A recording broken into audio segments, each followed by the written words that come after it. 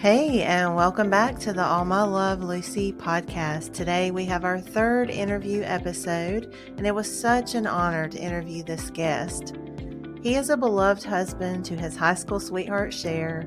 He's a father, a grandfather, and a brilliant military historian. He's the author of the award-winning book, Key to Command, that we reference almost weekly on our podcast. His father and our grandfather landed on Utah Beach together on D-Day, which makes us instantly connected, and we are ecstatic to introduce to you today Michael Godbout. We are here today with Michael Godbout, the author of Key to Command, and if you are familiar with our podcast, then you know what that is. That's the award-winning book that we have referenced multiple times to tell the story about what Jimmy is doing over in Europe. And so we're so grateful that you're here with us today, and tell us a little bit about yourself. I was born overseas and to a military family, and came back to the United States, and my first years were in Arizona, and then we moved to Virginia, and I grew up in D.C., or right outside D.C. in Virginia, until just recently we moved, not permanently, but we spend most of our time here, down here now. So, and I graduated from George Mason University, and I spent 26 years in the fire department with Fairfax County, and retired from them, and went to work for the airport police, and retired from them, and then worked for private contractors with GSA for a while as a safety consultant and quality control inspector. So you've had quite an interesting career. A couple of them, yeah. Yeah, multiple. Yeah, definitely. I heard you talk about your wife. So how many years have you all been happily married?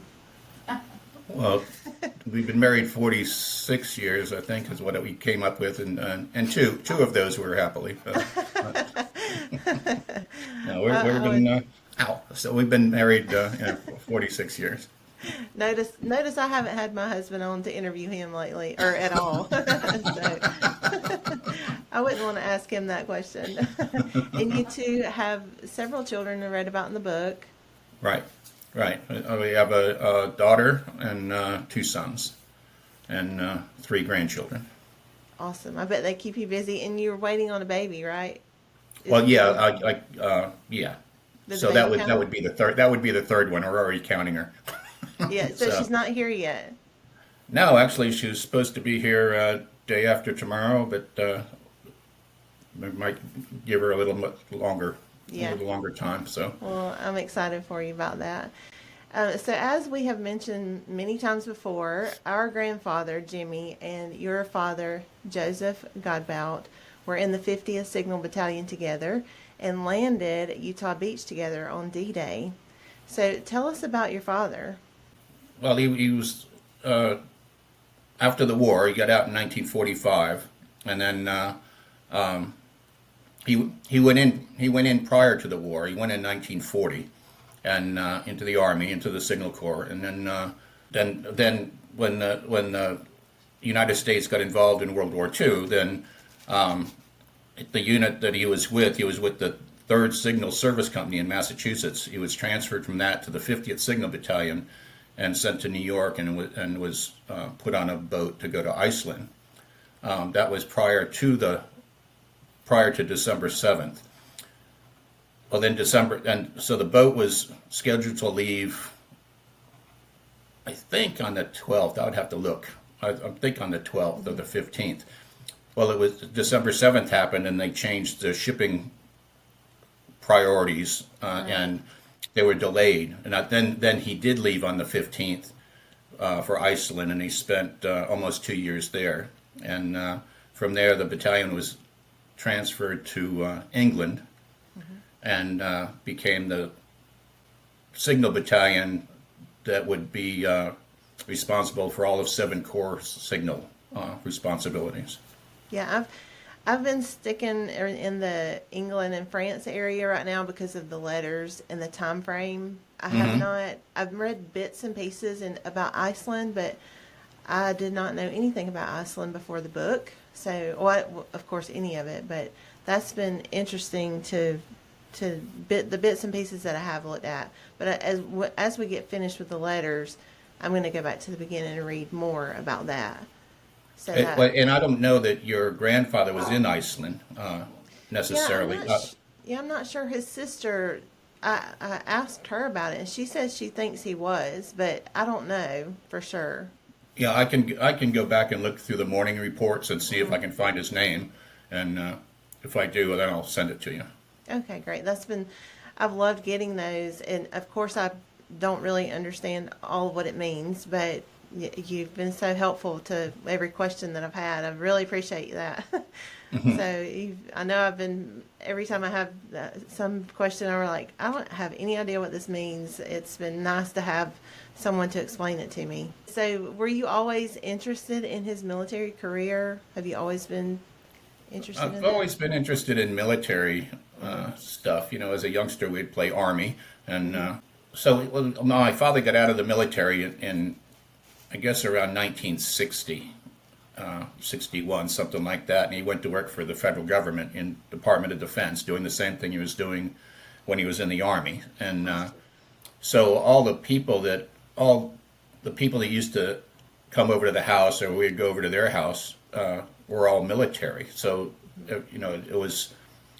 I wasn't in a military family necessarily, but we were in a Department of Defense family, and Right. It was all military. So, and then a lot of the guys, when we lived in Fort Huachuca, right outside of Tucson, that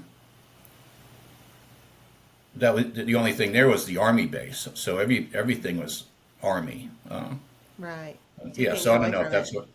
Yeah. So I don't. You would go for Armed Forces Day. You would go on post and look at all the tanks and all of the military stuff, the new stuff, and where our house was located, there was a firing range right next door, and you would see the trucks with taking 105 howitzers in tow, and they would go and shoot down drones out in this field.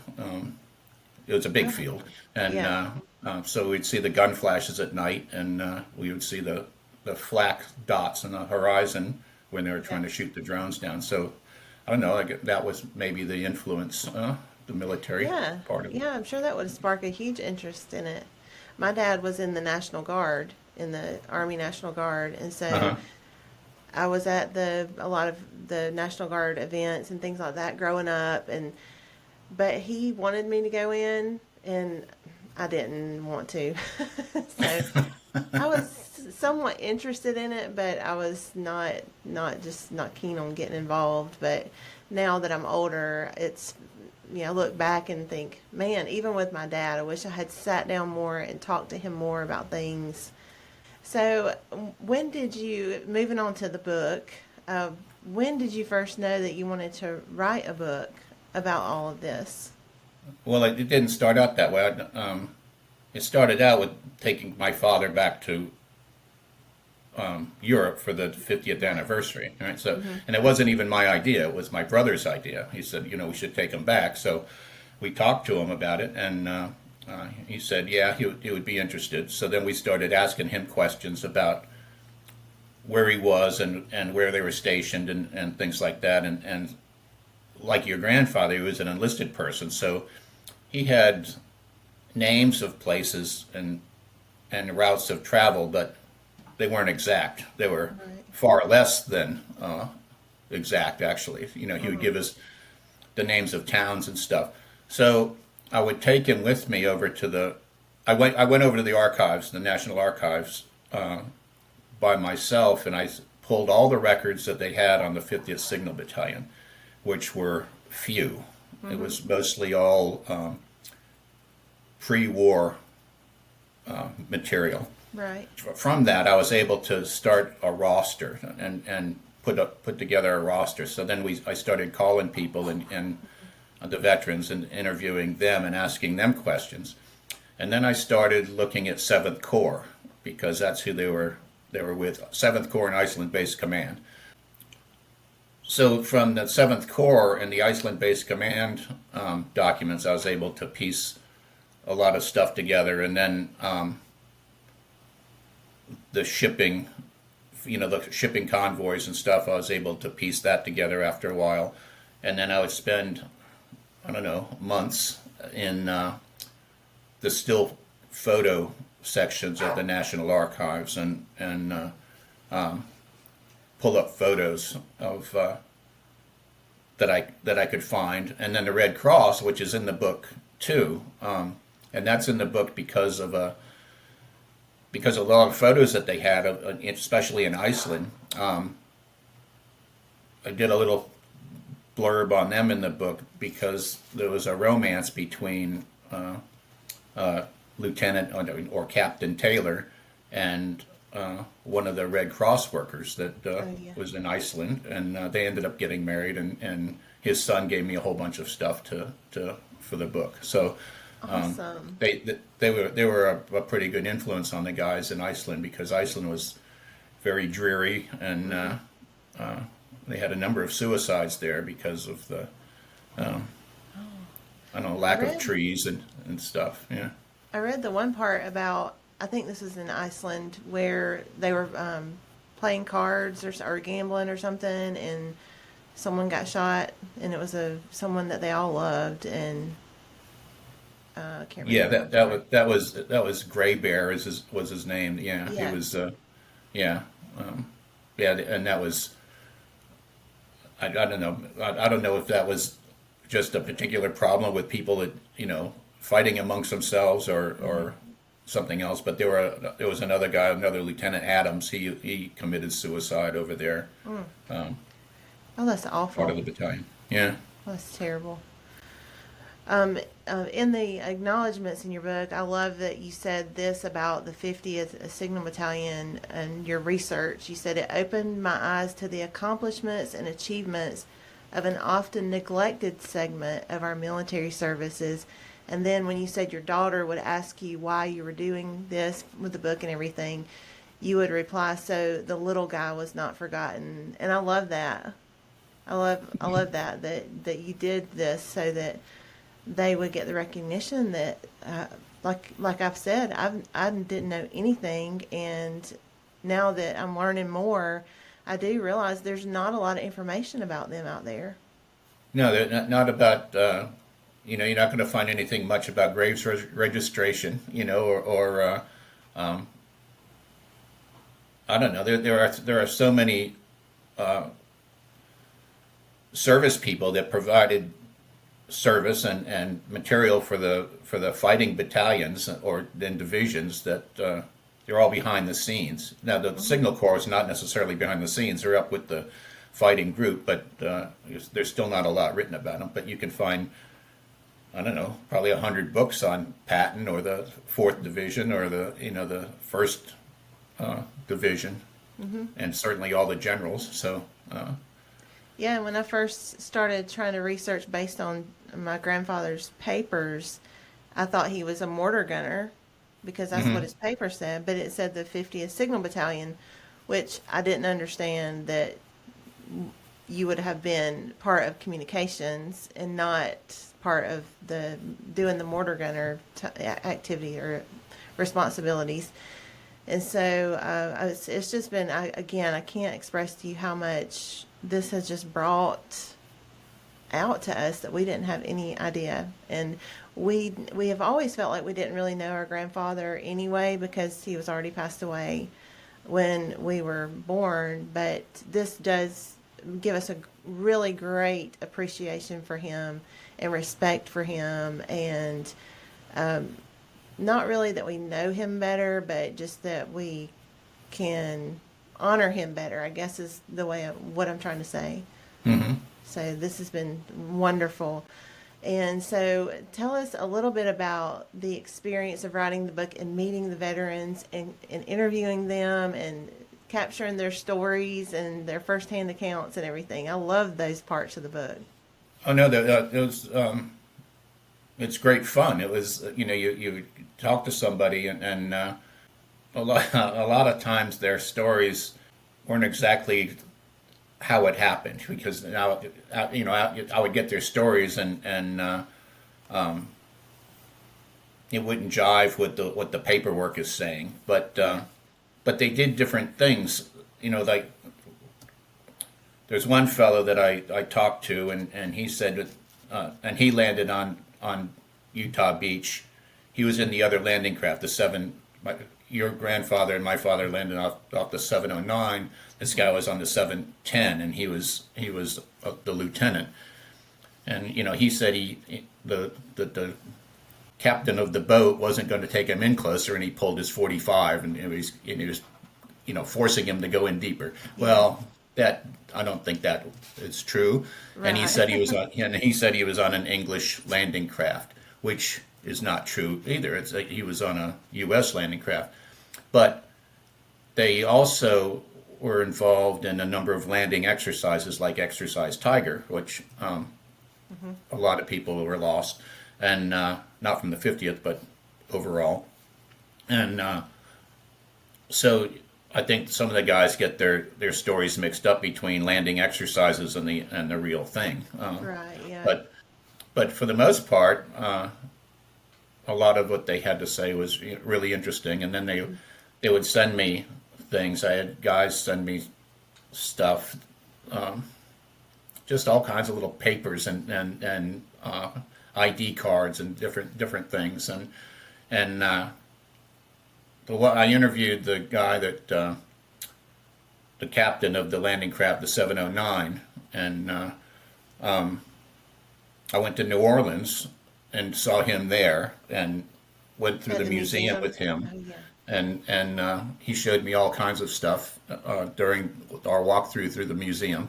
Mm-hmm. And then when they had the dedication of the World War II Memorial in D.C., he called me up and he said he was going to come to that. And so he got a hotel room close to where we lived. And they were going to have all the veterans use Metro, which is their subway system, mm-hmm. and or taxis or however to move around. And so now you have all these guys that are in their upper 80s, right? And there were a lot of them there mm-hmm. trying to get to different events because they had 7 or 8 different events around D.C. for the veterans.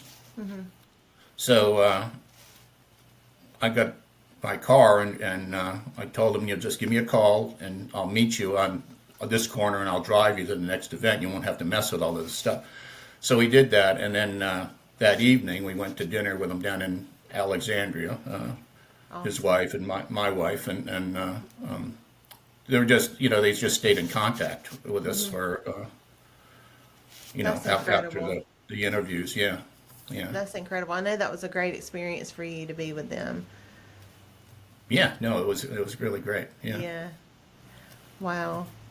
So, what was your favorite part about writing the book? I'm sure a lot of what you just said was a lot of your favorites, but do you have a really favorite part about the book? No, just the interviewing the guys, the talking mm-hmm. with the veterans. When my brother and I.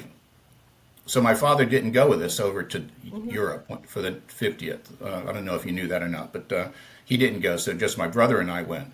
But during the 50th anniversary, day before yesterday, you saw, a few hundred World or D-Day veterans. When we went over there were, a number of thousand of them. And wow.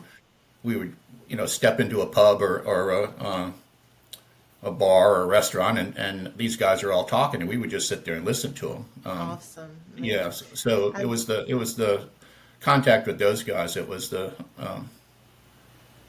most enjoyable part, I guess. I bet so. I've skipped over the part. I was to ask you about that trip that you had planned with your dad for the 50th, and you went with your brother, right? Right.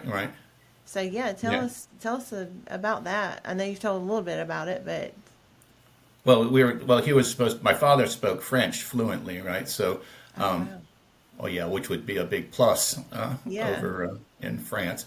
But so he, like 2 weeks before we were supposed to go, he decided he didn't want to go, and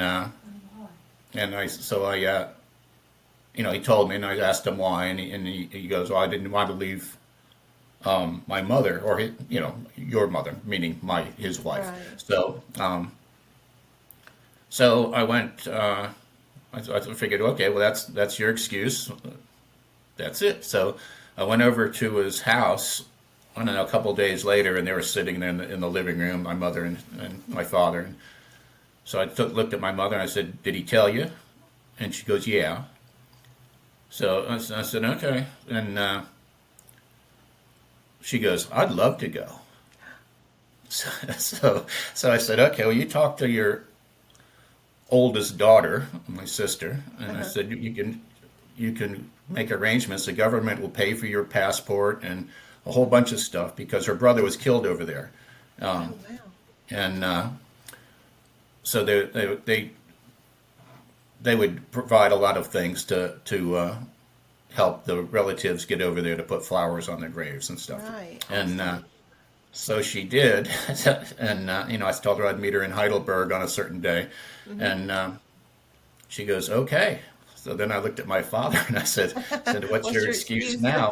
Yeah. Yeah. So he still didn't go, and we met them over there, and but when my brother and I were over there, we did more than just a tour of what my father was, what he was, where he was stationed and things. We did a World War II tour, and we toured all outside of London and then we went down to Salisbury where your grandfather was, and we walked through Cranbourne and we went over to Nine Hughes and we knocked on the door of the mansion or whatever it is there, and nobody answered, and because I wanted to see if they had any photographs of the old camp, but nobody Yeah. answered, and it turns out that they don't particularly care for people coming over and knocking on their door, is what I've found out since then. Oh, come on. Yeah, yeah. But so we did Salisbury and Cranbourne, but we didn't have anybody to show us anything. But since then, I've found, and I could give this all to you when you go on your trip, Yeah. like the Red Cross location in Salisbury and some of the pubs that the guys that I have the addresses only because the guys were arrested there because they were using a Jeep in a manner that they weren't supposed to, or they had somebody in the Jeep that they weren't supposed to, and stuff like that. Yeah. And so they would give the address of these places so that I know that they were Yeah. So now you stopping have a by. So, record. yeah, Thanks, yeah, yeah, thanks to their trouble, now you have a record. yeah, yeah. Yeah. So and then from there we went and to Plymouth, and we saw a lot of the military stuff there, the British stuff, and we got a ferry, went over to France, and my father didn't go, but at that point, if the veterans are going to go, they had a special badge that they wore and that you had, which would allow inside the security zone, because I don't know if you watched what was on TV, they had a huge security zone because of all the heads of state in France, Okay, yeah. and it was difficult for a lot of people to get into that. But that Right. pass allowed us to get in, and we could go anywhere we wanted with it. It was pretty Awesome. neat. I Yeah, bet. yeah. So we followed his route of travel based on what he told us, which was vague, very vague. Right. But we found some of the locations because of pictures that I had. We found locations of places that he was assigned to or stationed at, and that was good. But since then, through the research, I have the locations of all the Corps headquarters and photographs of them, of the buildings and everything. And so when I go Amazing. back, I'll be able to look at those things now. So, Amazing. That's but amazing.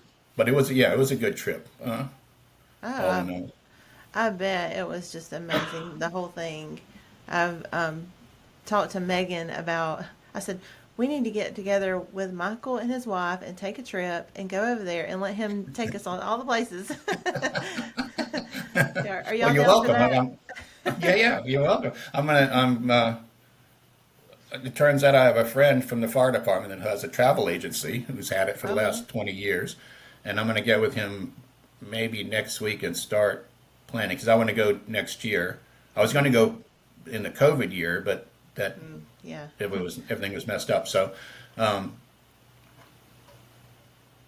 going to talk with him, and I'm going to see. You guys are planning to go in May, correct? We are, but then I talked to our cousin Mary that we connected with through Mm-hmm. DNA and all that, our grandmother's family. And they live in Australia right now, and said they're gonna be in the London area in August. So we're thinking about pushing it back to August so that we can be there at the same time with them. Because I doubt we'll get to Australia anytime soon. Yeah, I understand.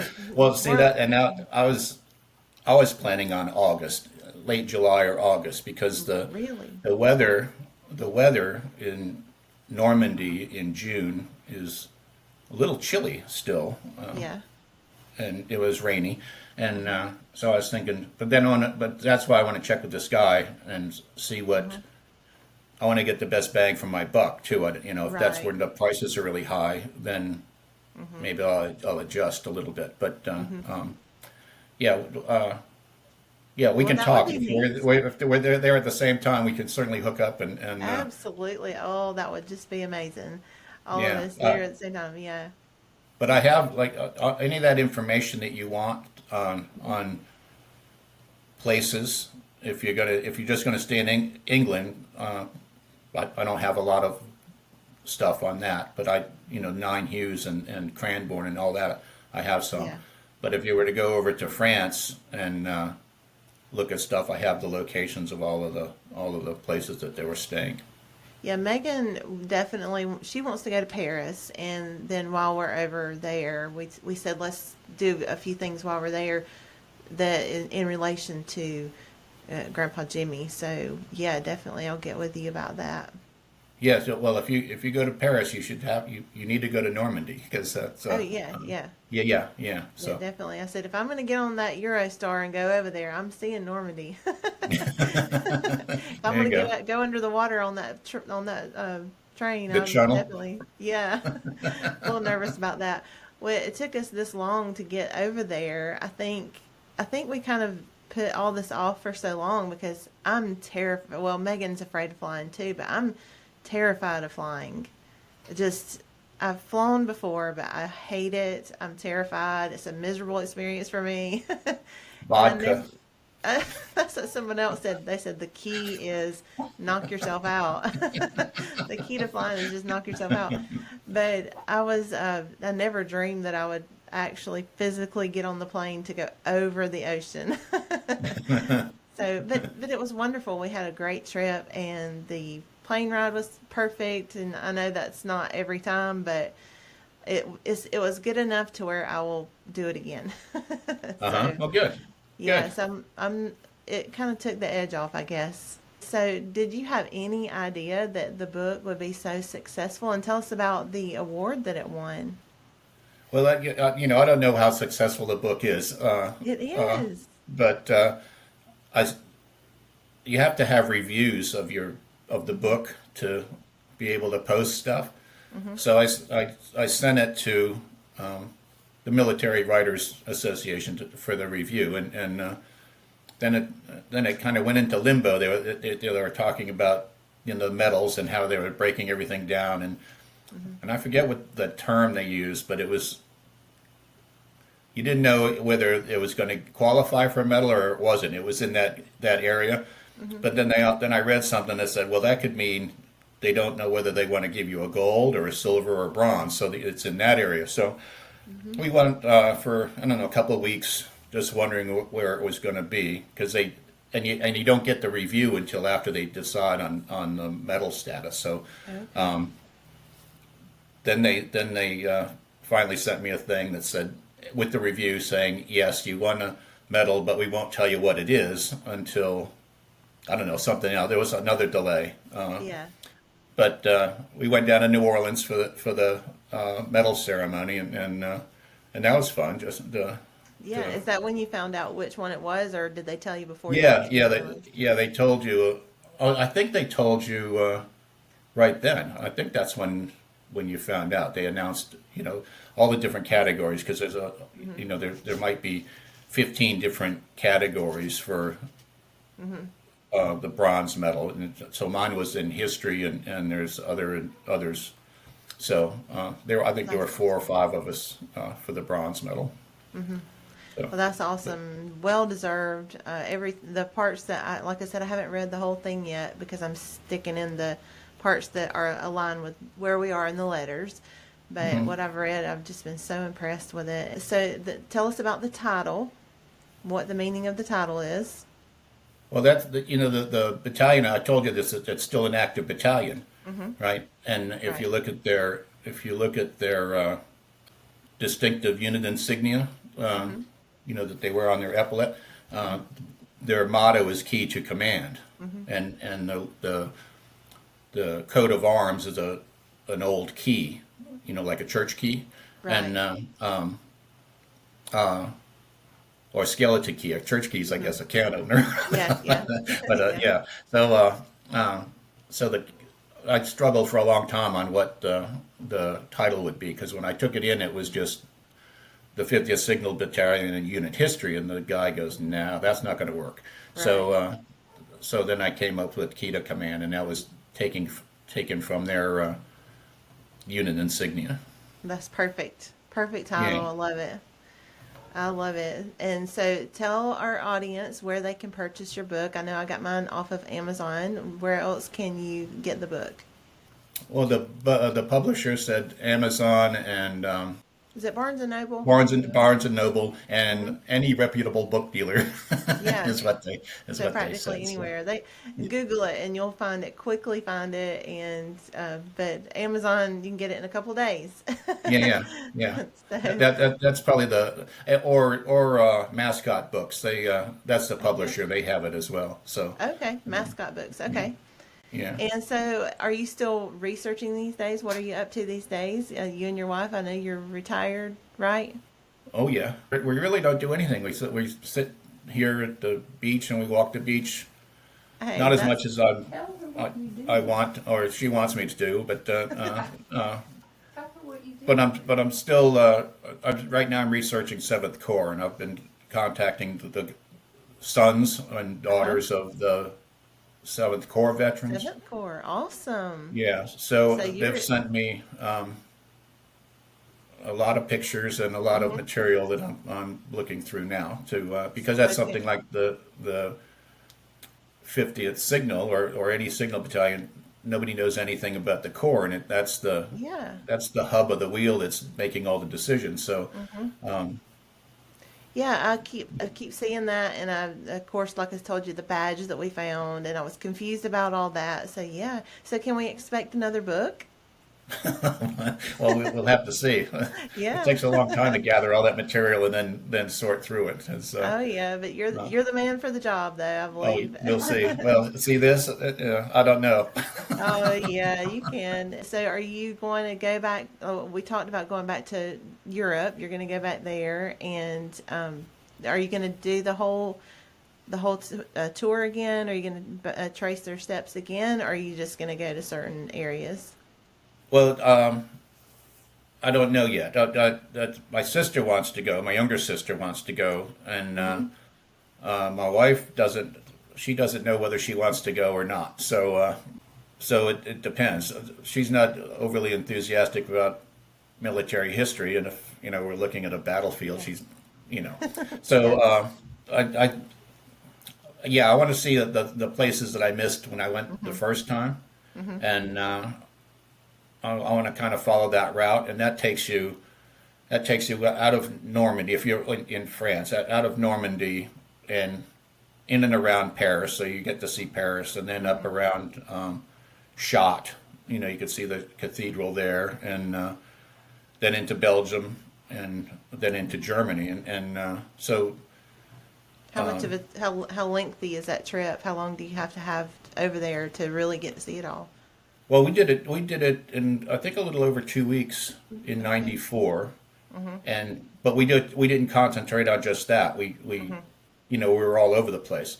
So now we could be all over the place and still see what I want to see, and probably still do it in that period of time without any trouble. Because we went all the way down up into Salzburg, to see the Eagle's Nest, Hitler's house, Right, and yeah. all the tea house, Oh, wow. So you and saw all and of this stuff. Munich and Berlin, yeah, and we Hmm. spent time in Heidelberg with my mother and my Hmm. sister to look, because that's where my father was stationed there for a long time. Hmm. So and that's what, and my brother and my sister grew. They had a few years there, so they Okay. recognized things. I didn't. Uh, Yeah. I was Well, young. well, that's awesome that you're planning on doing that, and I'm excited to hear about it. So we'll come to a close here. I won't keep you forever on here.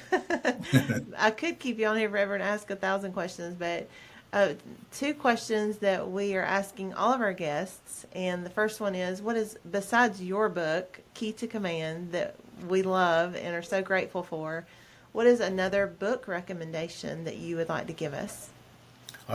Right now I'm reading Normandy to Victory, which is, and I'll show it to you.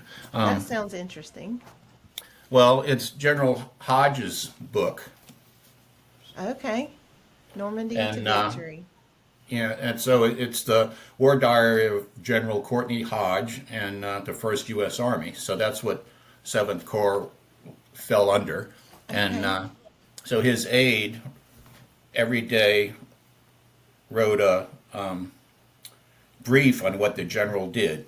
Hmm. So where he was, what he did, who he saw, what his thought process was, if he was Wow. uh, involved in some of the meetings. Some of the meetings were secret, and he wasn't involved in them. But Hmm. he wrote all that down, and then General Hodge reviewed it every night, and so that became his diary. And And uh, accurate since he reviewed it. yeah. So then the author has taken that diary, and he's corrected all the misspellings and all the names of all the towns and everything, and he lists all the people that are involved in General Hodges' decision making, and he gives a little brief history in the back of the book of who all these people are, and so yeah, so you go day by day throughout the Hmm. war, and it makes the war seem very short since you're not fighting or doing anything. You're just getting Right. a daily brief on it, but Hmm. it's pretty interesting. And I I found bet. a guy's one of the guys that sent me some material for the Seventh Corps. He was listed in the book, Oh, so awesome. which is pretty neat. Yeah. So yeah, I'd like that. I would go with that, I think. Awesome. That's a good recommendation. I will definitely add it to my list too. That's I know that will be helpful too to understand and everything. So, and then one more question, or not really a question, but one piece of life advice or something to live by that you would like to give us. I have no idea. I read that question and thinking, I am no person to give advice on how to live. Oh, yeah, you are. Everybody can give advice. And my wife just concurred. She goes, no, yeah, he's not. Oh, I, that's not, funny. and because I don't know. I live life pretty freely. We That's great advice. Live do. life freely. Yeah, That's well, we do. There's everything's pretty easy, you know. that's great. That is good advice to live life freely. I know Mary said yesterday not to sweat the small stuff, and I Well, thought yeah, that's well, so profound. yeah, no, yeah, well, we don't have any lofty goals, so that's Yeah, yeah. that's perfect. I love it. So it is truly an honor and a privilege to interview you and to have you on our podcast. And we hope that you'll join us again soon. Thank you so much for taking the time to do this. Well, it's been my pleasure, and I've enjoyed your podcast. It's Thank you good for stuff. watching. Thank No, you for it's watching. good stuff, and I'm trying to share it with other people. We appreciate that very Yeah, much. yeah.